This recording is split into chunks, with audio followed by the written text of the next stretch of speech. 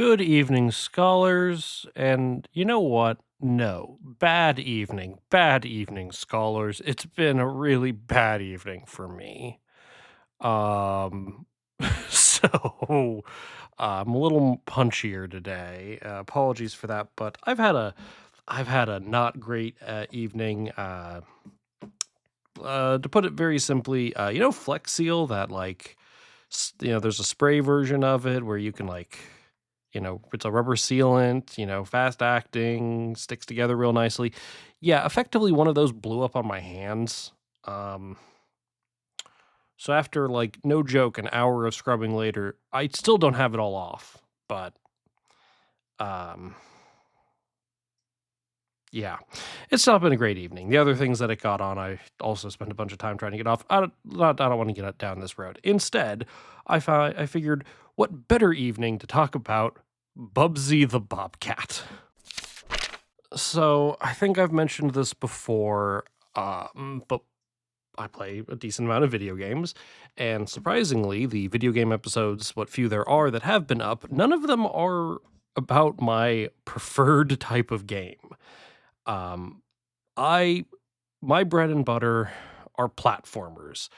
Action adventure platformers, challenge platforms, Metroidvania platformers, exploration platformers, collectathons, you name it. If you platform it, I probably like it. The exception being cinematic platformers. I don't love those. That's just too much slow trial and error in my opinion. But pretty much, I love a game where it's like, here's point A, here's point B. Figure out how you're going to get there through your own puzzle solving and mobility options. Now, in a 2D side scroller, kind of like your classic Mario's, point A and point B are well defined.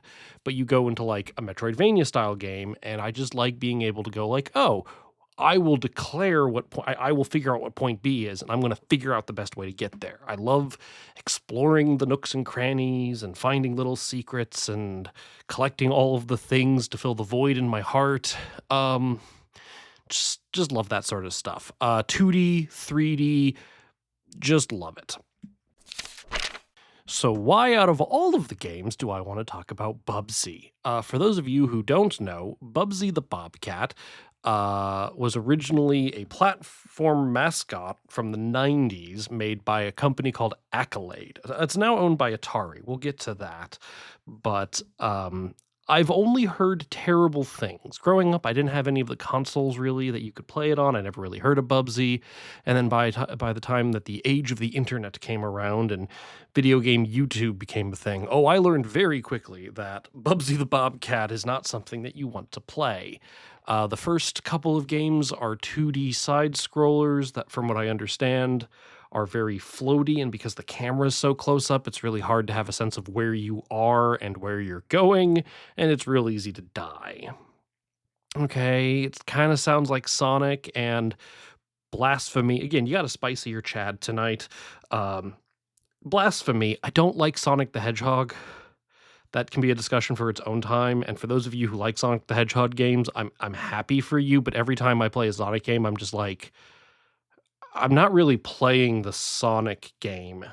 I'm just kind of letting the game play itself, if that makes sense. From what I understand, there's a lot of strategy in when you know the levels really well, maintaining the certain route that you want to be on takes a lot of skill and planning. And I'm like, that's great, but I don't like getting to that point of knowing the level. Why can't I just have fun playing? Why do I have to play it through enough that I know the level? Then I can start having fun. Regardless, that's a side tangent. So there's a handful of Bubsy 2D games, and then Bubsy 3D, which is the most infamous one of them all.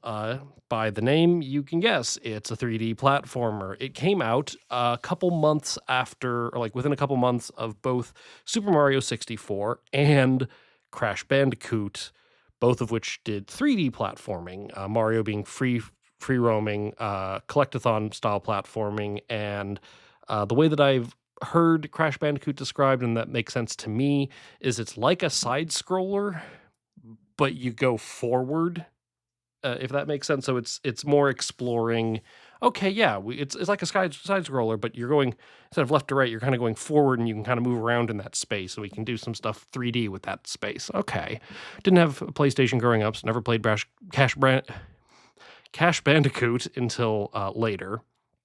But loved Mario, and um, then you get to Bubsy. Again, never played Bubsy 3D, but it's tank controls and it's very floaty and weird and from what I understand, very grating with the voice acting and everything. It is infamously terrible on gaming YouTube.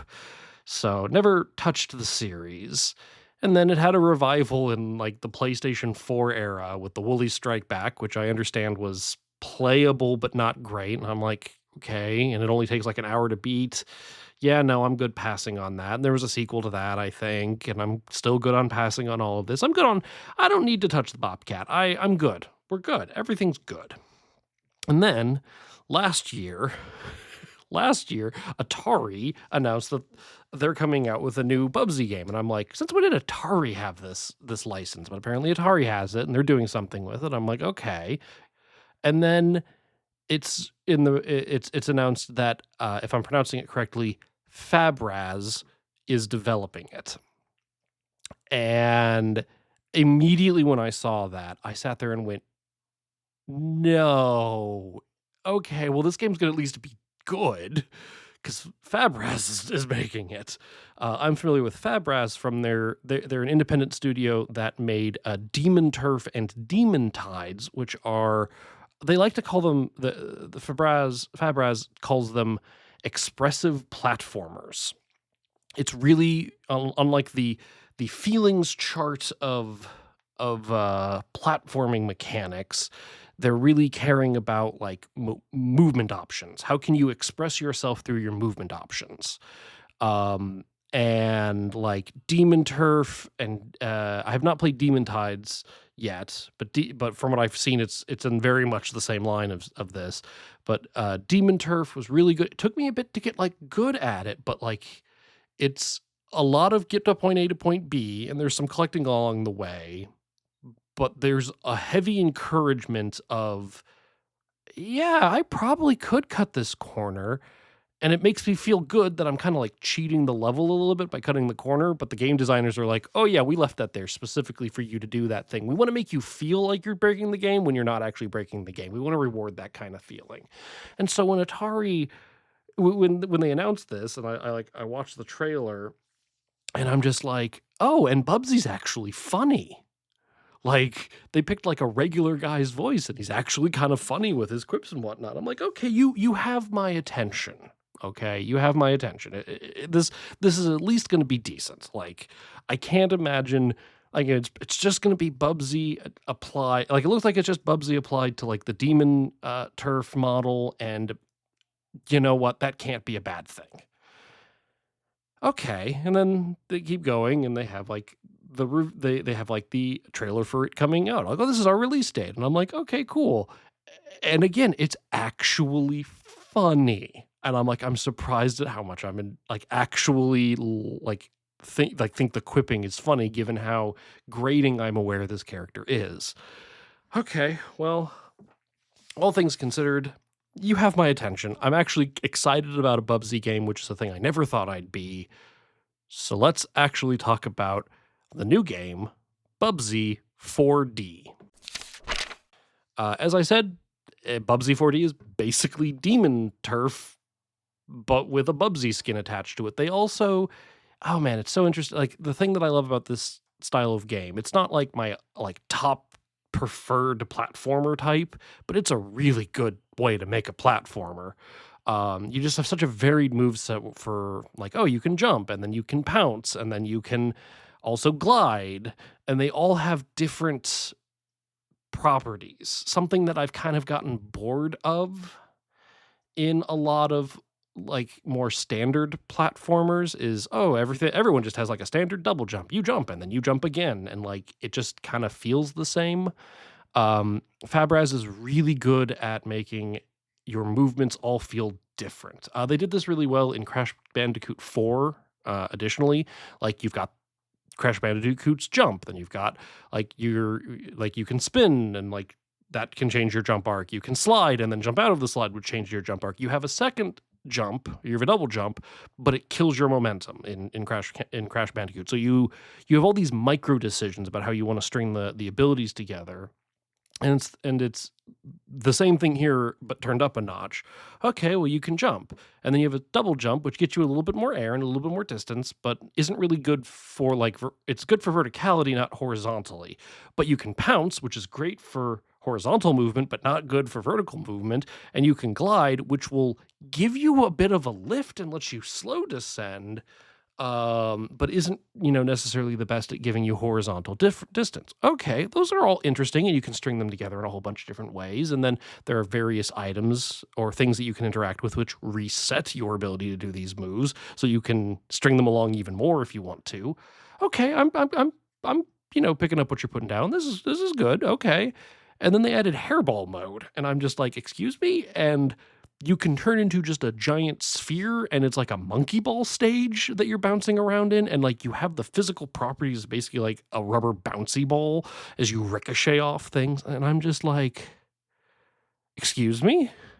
So you can go into hairball mode, which is the way you go move the fastest, by the way. If your goal is speed, hairball mode is the way you want to move, but you can instantaneously get out of hairball mode. So like I can like vault myself off a ramp and then turn off hairball mode and then just string my moves along to make it across obnoxious gaps that just feel good to get across. The movement in this game is really good, which is the thing I'm the least surprised about, except for I'm still kind of in awe of how good the movement is in this game. Very well put together. If that's what you're looking for in a platformer, definitely give this. There's a demo for this game. You can very easily get the feel. You get the tutorial level, the sandbox level, and the first 2 or 3 levels of the first world. The game's not that long. It only has 3 worlds, 5 levels each. So like it's $20. So like if this sounds like a good time to you, I'd highly recommend at least checking out the demo. Um, but the thing that I'm the most surprised about with this game, as I kind of alluded to earlier, is oh my god, they actually made Bubsy funny. There were so many moments where I was like actually audibly laughing at the quips he was making. Like, sure, yeah, they're leaning into the, meme culture and self-deprecating humor side of things, but they're also like actually making some pretty good jokes. And some of them are groans and some of them are they do a good job like balancing that, like, yeah, Bubsy's now just this guy who is just this is his situation. He's like dealing with the fact that he's gotten older, and I don't know, maybe I identify with that a little bit. This episode's all over the place. Like I have 100% completed this game. I do not go out of my way to get the platinum trophy on most of my games. It's a PlayStation thing. Platinum trophies. I don't remember what the equivalent is in Xbox terms. I've never had an Xbox. I've lived with people who've had Xbox, but I don't remember what the term is. And then Nintendo consoles don't seem to have that. But like, I don't really platinum games. In the entire time that I've ever had a PlayStation console, Bubsy is now the 6th game that I've ever platinumed. That's such a weird sentence coming out of my mouth. But no, like I think the levels, if you're the real ways you're going to be tackling these levels, there's the first way, which is just playing the level, exploring it, getting all the yarn balls, the blueprints, which gives you new moves. The new moves, you don't need the new moves, but the new moves are real nice. The yarn balls are only used for buying costumes. The costumes are funny. Particularly in my opinion, hedgehog mode is particularly good. Yeah, it's like that's the first way through it. And most of my first plays through, like I'm combing the level, having fun, just getting around and seeing what's all in front of me. And most of those took me 10, 15 minutes combing through that. And then I wasn't sure if I was gonna do the time trials. Time trials have never been like, speed running has never been a thing I have particularly cared about when it comes to video games. I get that they're there, I get that people like them, I get that they're a way to express mastery of the game. It's just never been a thing that I've really cared about, so I don't really do it very often, but to its credit, every single level in this game has a time like, a goal time. And they're not pushovers, but they're also not like the most complicated or the most, strict times. As long as you're putting a good effort into it, yeah, I was able to get the time on all of them within a few good attempts. Helping that is you can race against the ghosts of other players, and so because you can they have like the top 10 times for it. I'd always picked last place whenever I raced against a ghost, just because first place sometimes would do some really weird tricks that I just have no idea how they strung that together exactly. I could sit there and analyze it, but I don't want to. So I would pick the person who was in last of the top 10, and as long as I can, like, keep an eye on them and, like, I'm keeping a decent pace with them for most of the level, then, yeah, I can make this time pretty easily, and they can show me some shortcuts along the way that I may or may not have considered, but there were shortcuts that I will proudly admit that I found on my own of, like, "Oh, yeah, I'm here, and I wanna cut this corner. If I make this jump here and like, okay, go into hairball mode, rev up in place, release, jump as I like fling myself across this chasm, and then like quickly transform out of it, pounce, and then like kind of glide to get me just the little bit of distance I need. And yeah, I made that. That's cool. Cool. I did that. And I don't know if I didn't see any of the racers make that particular jump that I'm thinking of. So, just a little proud moment of myself. Yeah, I did a thing. But yeah, I went through. I'm surprised at how fast I got through it. Again, I did like the world one, and I'm like, oh, that went pretty okay. I'll take a break, and then like a couple hours later, I'm like, okay, let's try world two a little bit, and started world two. Got through them all. Sprinkle it out over a couple of days. I got through it just fine. No real hassle. The biggest problem was the very vertical level called Tall Order or A Tall Order in World 3, but that wasn't so bad. I know I'm just rambling, and I somewhat apologize for that. What are my criticisms for this game? My somewhat joking criticism is I wish there was more. I'm a little I just wish there was more. If we're going for real criticisms of this game, um, the hairball mode is kind of hard to control. Um, there are times when as I said, it's very much like a rubber bouncy ball, and it's the way you get the most speed. So if you are moving really fast and your hitbox hits a thing at a very weird angle, then I'm sorry. You're going in a weird direction. Um, I I used hairball mode a lot in my speed running, and when the levels were like, "Oh yeah, you should use hairball mode now." It's like there's a half pipe, you should use hairball mode. But I will admit there were some levels where I I cut I did not use hairball mode as often as I could have because I was concerned with how my physics were going to work. Um, and there are people who are going to be better at controlling it than I am, who will be able to do those platforms and cut those corners in a way that I, with more training, maybe could, but did not feel comfortable doing. That said, again, I was able to comfortably get every single time attack or goal timer, however they call it, for Bubsy. So I'm not worried about it. But if you want my like big criticism of this is, yeah, it's gonna be the weird physics sometimes. Just I think I'm gonna hit this and bounce off in a certain way, or I think I'm gonna go past this thing and I just clip weirdly on a thing and it just shoots me off in a random direction and I die. It's like, okay, well that kind of feels bad. Um, Other criticisms of the game. The camera was a little annoying at times. For the most part, the camera's great, but there are definitely definitely on challenges where I'm trying to go to a platform that is directly above me. Like, if it's, like, above me but out a bit, that's fine.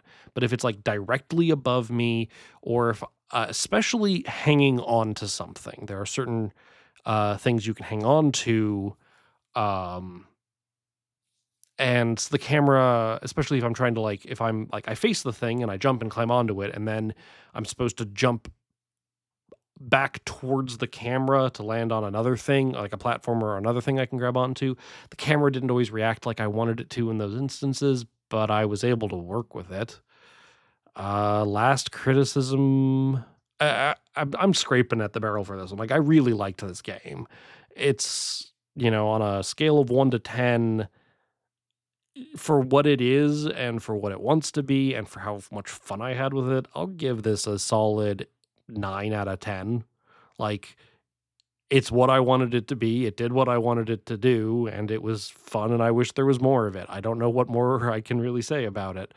Um, sorry, but I was sidetracking from my last criticism, which is, uh, there's some weird clipping so, like, if there's like, one of the worlds is a craft world, and there are sticky notes, and you can climb on the sticky notes. But when you climb onto the sticky notes, they, like, fall off the wall and start falling.